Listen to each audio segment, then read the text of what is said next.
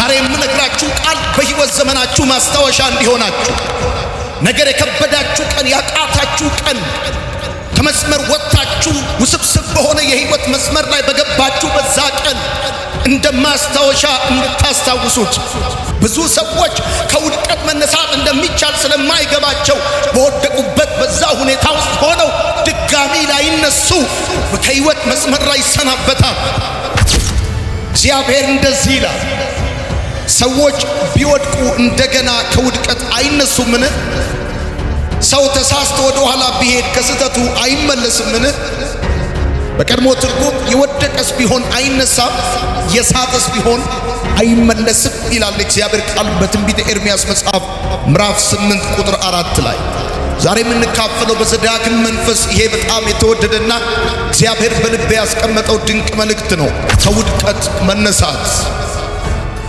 በሕይወታችሁ በምታውቁትም ይሁን በማታውቁት ሁኔታ በውድቀት ውስጥ እያለፋችሁ ያላችሁ ሰዎች፣ በሪሌሽንሺፕ ውድቀት ያጋጠማችሁ፣ በስራ ውድቀት ያጋጠማችሁ፣ በአገልግሎት፣ በትምህርት፣ በተለያየ አቅጣጫ በሕይወታችሁ ያልጠበቃችሁትን ውድቀት ያጋጠማችሁና ከዚህ የተነሳ በከፍተኛ ግራ መጋባትና ተስፋ መቁረጥ ውስጥ ያላችሁ ሰዎች ይህንን በደንብ እንድታዳምጡኝ በጌታ ፍቅር ጠይቃችኋል።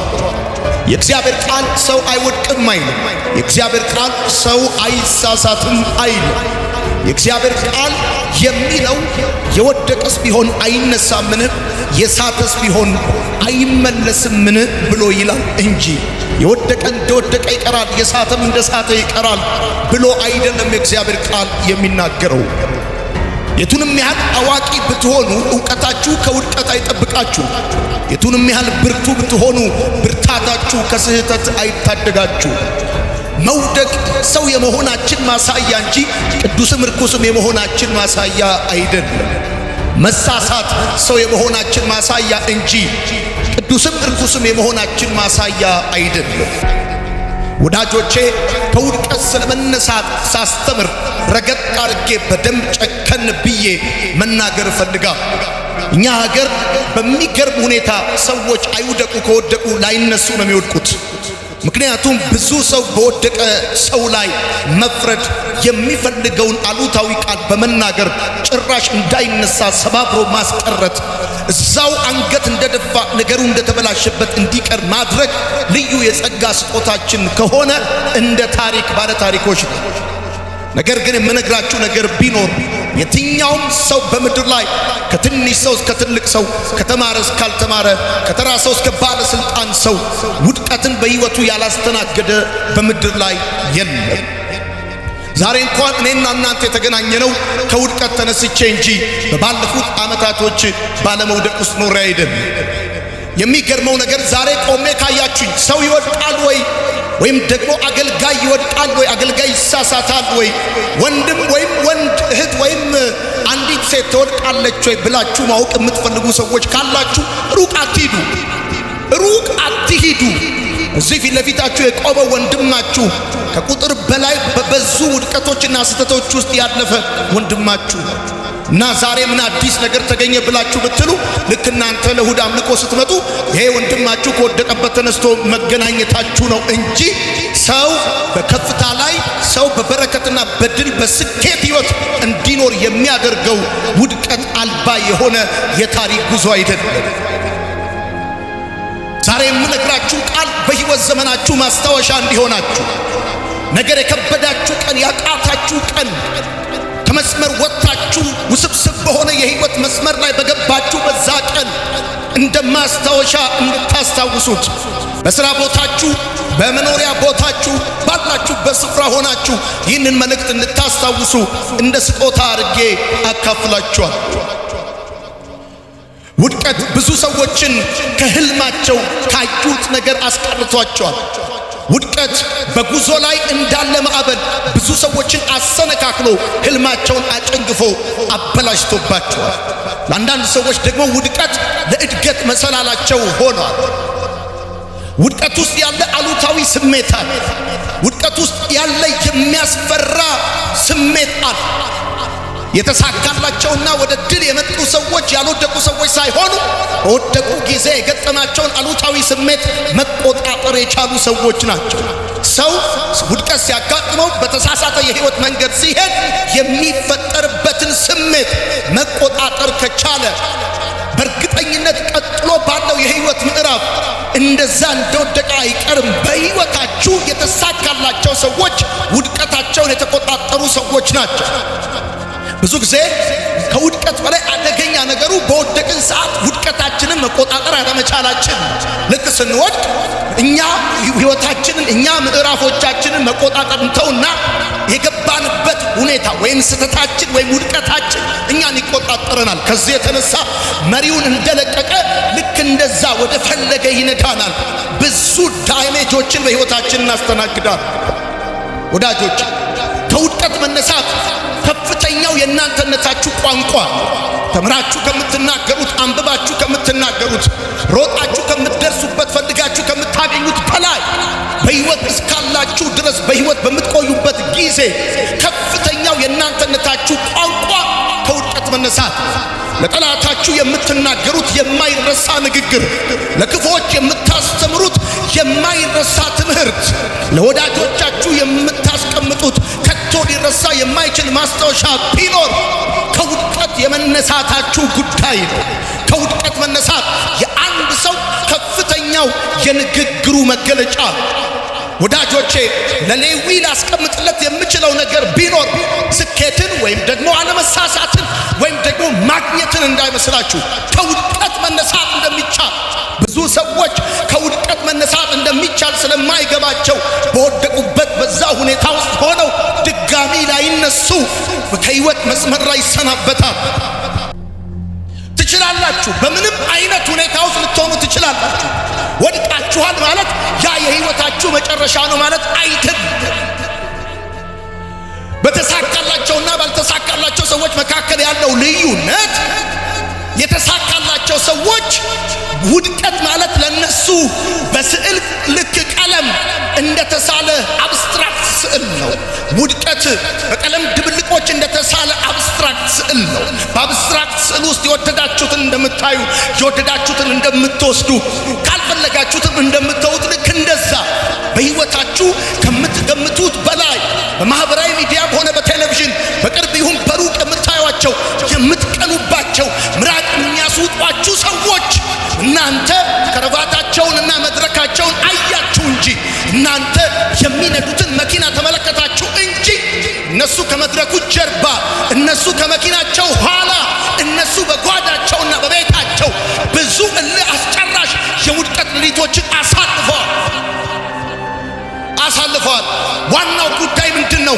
እናንተ ወድቃችሁ በውድቀታችሁ ውስጥ ሞታችሁን ስታዩ፣ ገመድ ሲታያችሁ፣ መርዝ ሲታያችሁ፣ እነሱ ደግሞ ወድቀናል ብለው ያዩት ነገር ውድቀታቸው ያመጣባቸውን ሞትና ተስፋ መቁረጥ ሳይሆን ከዛ ነገር ውስጥ የወሰዱትን ትምህርት፣ ከዛ ቀጥሎ ሊመጣ ያለውን ክብር፣ ከዛ ቀጥሎ ሊመጣ ያለውን ከፍታ ማየታቸው ነው። በደንብ እንድትሰሙ ይፈልጋል። ትላንት የነበራችሁ ዛሬ ምንም የሌላችሁ ሰዎች፣ ትላንት ከፍታ ላይ የነበራችሁ ዛሬ የወደቃችሁ ሰዎች፣ ይሄ አይገርምም? በመጀመሪያ በእናንተ ህይወት የተከሰተ ጉዳይ አይደለም። ከእናንተ በፊት በብዙ ሰዎች ህይወት ላይ የሆነ ጉዳይ ነው። ልክ እንደናንተ ከእናንተ በፊት አግኝተው ያጡ ነበሩ፣ ተወደው የተጠሉ ነበሩ፣ ወጥተው የወረዱ ነበሩ፣ ተመልሰው ደግሞ ከዛ ከነበሩበት ከፍታ በላይ ወደ ከፍታ የወጡ። የዛሬ ማግኘታችሁ የመጨረሻ ማግኘት ካልሆነ የዛሬ ማጣታችሁም የመጨረሻ ማጣት አይደለም። የዛሬ መቆማችሁ የመጨረሻ መቆም ካልሆነ የዛሬ መውደቃችሁም የመጨረሻ መውደቅ አይደለም። ይሄን ታውቃላችሁ። የዛሬ ማግኘታችሁ የመጨረሻ ማግኘት አይደለም። ልክ እንደዚሁ የዛሬ ማግኘታችሁ የዛሬ መጨረሻ ማግኘት ካልሆነ የዛሬ ማጣታችሁ የመጨረሻ ማጣት አይደለም። ብዙ ጊዜ ስንወድቅ የሚመስለን ነገር እንደዚህ ነው። ከዚህ በኋላ ማንቀጥል ይመስለናል። ከዚህ በኋላ ማናገኝ ይመስለናል። ከዚህ በኋላ ማንነሳ ይመስለናል። አይደለም። ትላንትና ስታገኙ ያ ያገኛችሁት ማግኘት የመጨረሻ ማግኘት ካልነበረ ዛሬ ያጣችሁት ማጣት የመጨረሻ ማጣት አለ። ለዛ ጠላት ለመሰላችሁ ለዛ ለምቀኛ፣ ለዛ መተተኛ፣ ለዛ ሟርተኛ የምትናገሩ ታላቅ ንግግር ቢኖር የእናንተነታችሁ ከፍተኛነት መገለጫ ማግኘታችሁ እንዳይመስላችሁ ከውድቀት መነሳታችሁ ነው። ከውድቀት መነሳት የእናንተነታችሁ ከፍተኛ ቋንቋ። ይገርማችኋል። በትምህርቴ ከነገርኳቸው ከሰማሁት ካካፈልኳቸው በላ ለሚጠሉኝ ሰዎች መራራ ንግግር አለኝ። ምን መሰላችሁ? ከቶኝ ወደኩ ቀን ከወደኩበት ድካሚ መነሳቴ የኔነቴ ከፍተኛው ንግግር። the best revenge ለጠላታችሁ ምርጥ ሪቬንጅ ምን እንደሆነ ታውቃላችሁ? ከውድቀታችሁ የመነሳት ቋንቋ። ለምን መሰለህ?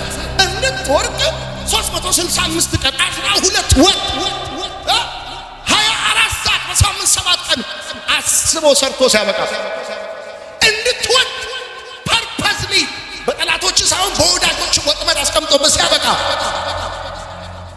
ከውድቀት መነሳትህ ከማግኘትህ በላይ ጠላትህን ጸጉሩን ነው የሚያስነጨው። ለምን በለኛ አቅሙን ሁሉ ነው ዜሮ የምታበላው። አንተን ለመጣል ደክሟል። ከሰፈር እስከ አደባባይ ብዙ ደክሟል።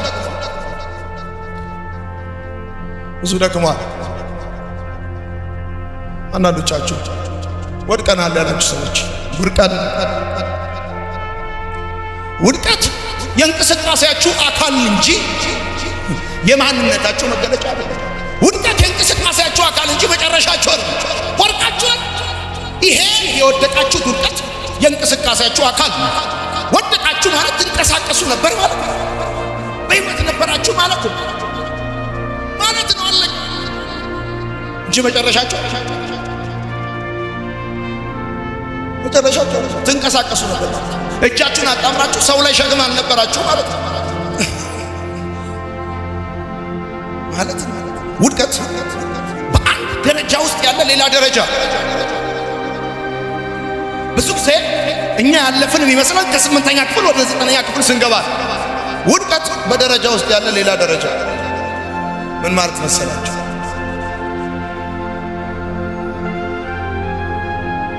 ውድቀት የሚያደርሰው መልእክት የሚያስተምራችሁን ትምህርት ይዞ ወደ እናንተ የሚመጣ በደረጃ ውስጥ ያለ ሌላ ደረጃ።